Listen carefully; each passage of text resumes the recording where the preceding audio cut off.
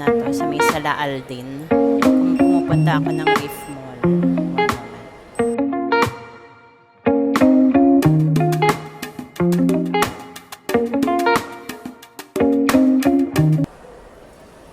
Good afternoon. Nandito ako sa Reef Mall and every time na pumupunta ako sa area na to, I make sure na makakain ako rito sa Bacoleños Grill kasi napakasarap talaga nung Bacolod chicken inasal nila. And also, yung Salvis. Ito. Salvis halo-halo. One of the best din na halo-halo. So, itatry natin siya. Meron siyang ube ice cream. Medyo nalusaw na nga. So,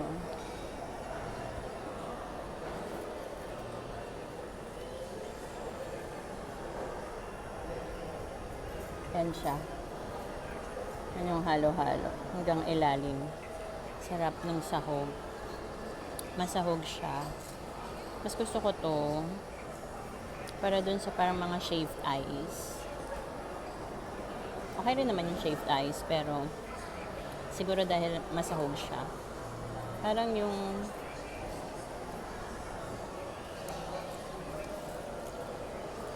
kainan ako na yung dessert bago yung chicken inasal. Kasi baka mabusog na ako.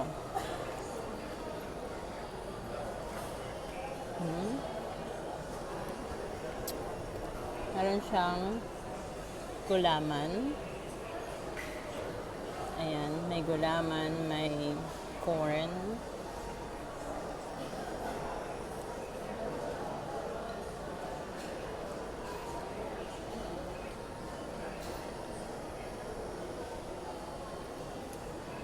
Nata de coco.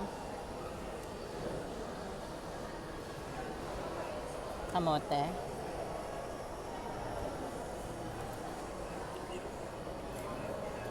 May beans. Nata de coco pala.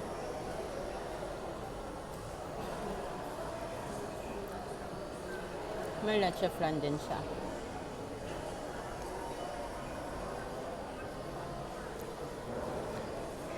So, renewal na ako ng visa. Tapos na ako sa medical.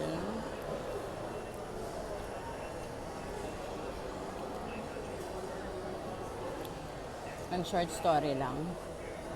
Yung kumuha ng dugo ko. Tinanong niya ako. Sabi niya, ano daw yung gamit ko sa mukha ko kasi ang kinis daw. Sabi ko, I just put makeup, that's why.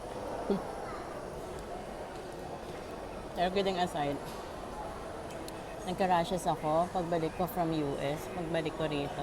May mga rashes ako, kaya hindi ako natuloy hindi tinuloy yung facial ko kasi magsusugat daw yung mukha ko.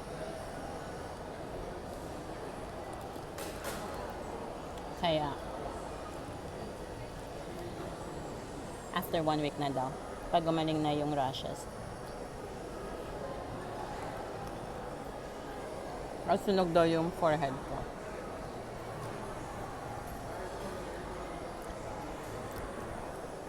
Ano na tayo sa sarap talaga. Hindi kasi siya sobrang tamis. Kaya gusto ko talaga itong halo-halo ng Salvis.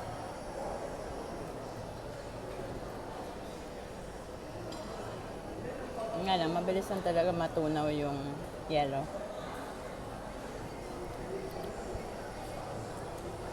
So, going back dun sa medtech na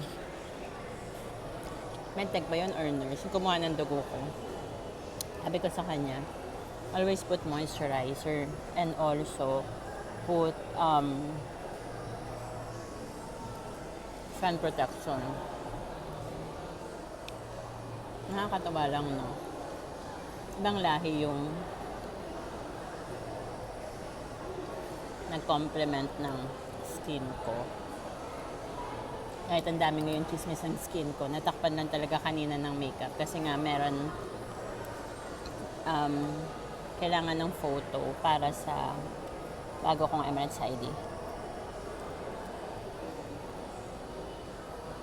Talagang pinaghandaan ko yung para naman di tayo para naman presentable. So, mabilis lang yung medical. Sa after ng photo, parang may verification lang. Tapos yung sa vaccination, which is natapos ko na before pa. Yung Hep B vaccination. Ano na, blood test, and then x-ray. After that, tapos na. Yung pala, abang kanya, gumamit siya ng CeraVe. Hindi kailangan na mamahalan yung skincare. Kailangan ma-maintain. Even yung sunscreen. Kung ano yung hiyang sa kanya. Kaya yun. So after that, punta ako for my facial kasi magkalapit lang sila. Kasi badly need na ma-refresh yung skin ko. Unfortunately, hindi pala pwede kasi nga may rashes. Kasi natuwa naman ako kasi very honest naman talaga si Yuning. Kaya, thank you Yuning. Naubos ko na siya. Masaw na.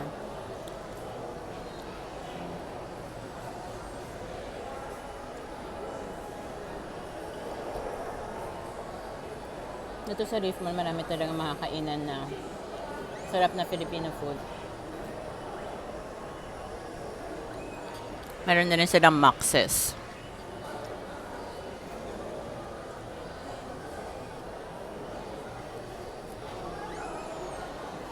Ang daming Pinoy. Natawa. Para ka lang nasa Pilipinas.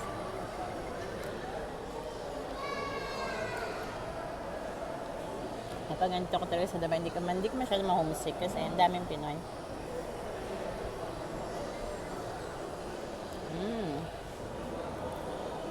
That is kamote. Harap talaga.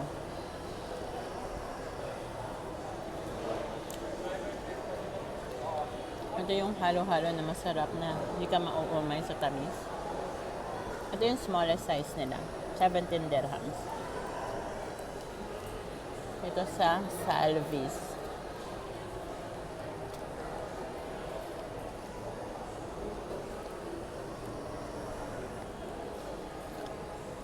Perfect para sa weather ngayon. Sobrang init talaga.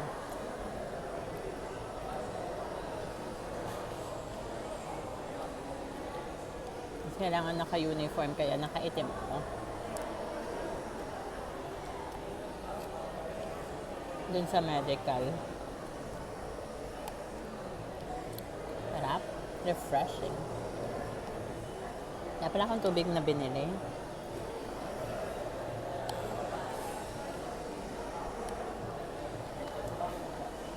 Nakakaminom ng tubig. Kaya hindi siya makit nilalamunan ko.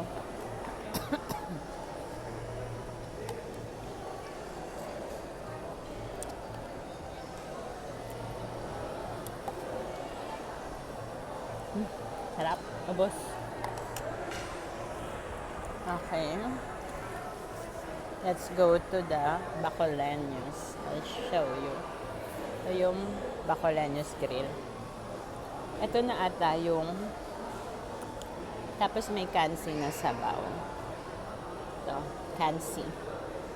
Ito na ata yung pinakamasarap na chicken inasal na nakain ko.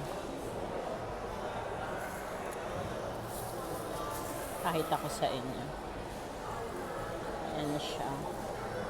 Ayan siya, yung chicken, yung rice, tapos meron pa dyang chicken oil. Sarap talaga.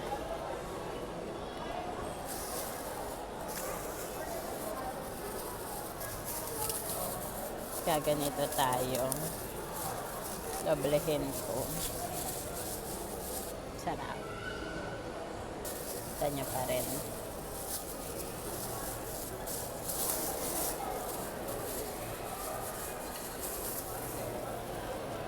May soy sauce.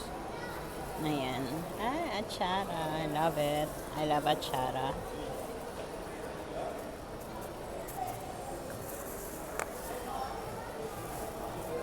Kalamansi. Para sa soy sauce yun, pero carry na. Gawin na natin dyan. Tapos ito yung chicken oil. Unhealthy. Pero paminsan-minsan lang naman. Lagay natin sa chicken. Tapos ito yung kansi. Let's try.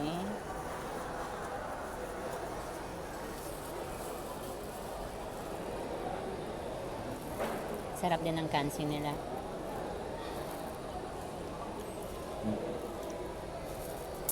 Dito ko nga lang sa Dubai na try itong kansi. Sarap. Asin. Talaga yung mga masasarap.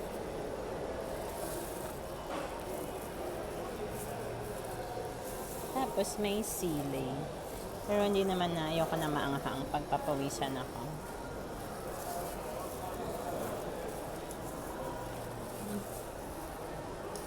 Tigas na yung medyo matigas yung rice. Lagyan natin ng kansi para lumambot. So magkamay tayo. Ito yung manok. Malaki. Pecho. Tapos may yan achara. Tapos kanin. Sarap.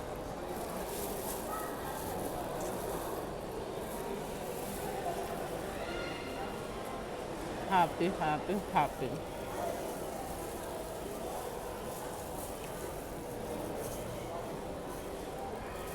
Sarap talaga na itong chicken inasal na to. Hindi siya dry. Ang juicy. Mahirap naman kumain.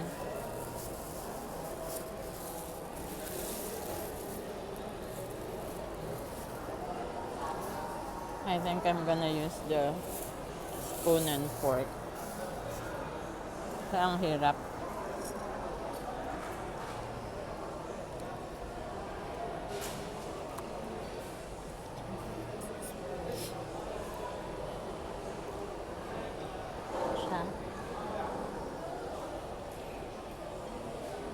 Sarap.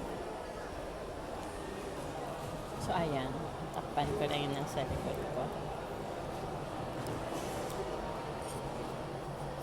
Ako sa inyo ulit. Yan siya.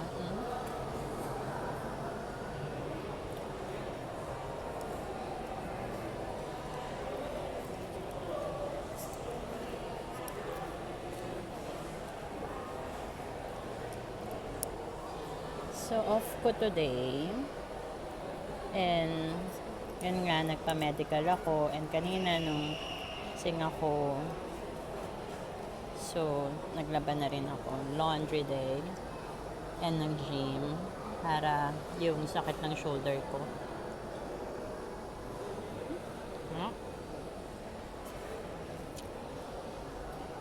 And, nag-prepare pumunta rito.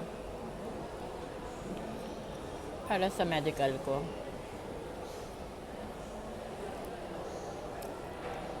Ayun. I'll enjoy my early dinner. Itong chicken inasal.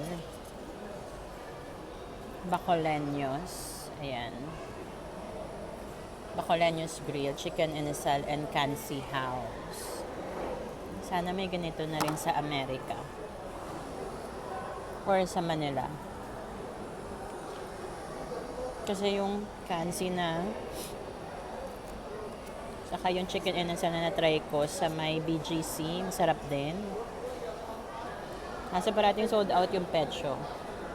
Sa may Mitsukoshi Mall.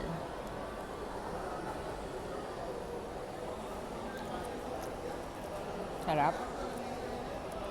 I'm going to enjoy my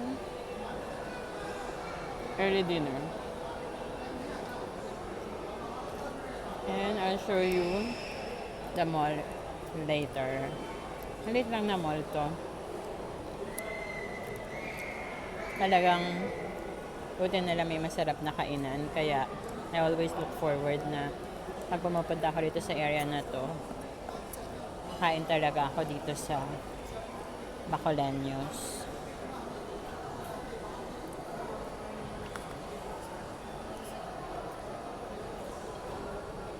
Para pag uwi ko, matutulog na lang. Kasi 1 hour din yun na metro ride.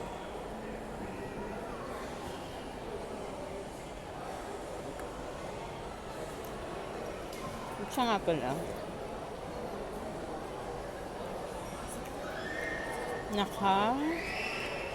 Grabe, ang bilis ang panahon. 10 days na ako nasa Dubai. Since bumalik ako. Ang bilis talaga. Naka-4 na duty na rin ako. Nagkaroon ng konting pagtaas ng blood pressure while at work because of the sudden change of temperature. Pero naging okay naman din. Thank you at maganda yung insurance namin. Nagpa-clinic ako.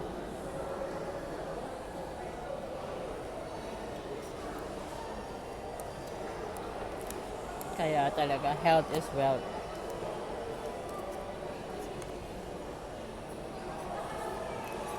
Grill naman to, no? Yun nga lang. Nilagyan ko ng chicken oil.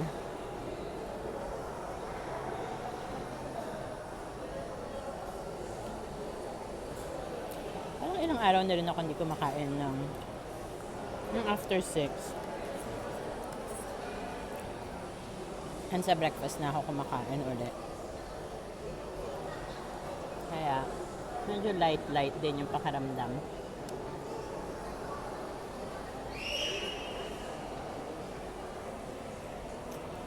Thanks God, di naman ako nag-gain ng too much weight while I was in Houston. Mga 1 kg. So, okay na yun. Kaya na yun na i-exercise, especially now. Sarap, mag-walking. Dahil, magpapawisan ka talaga. Mag-walking and mag-swimming.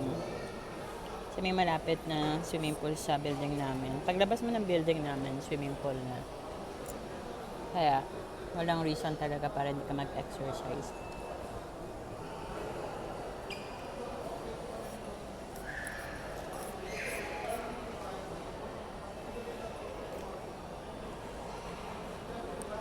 Paubos na siya.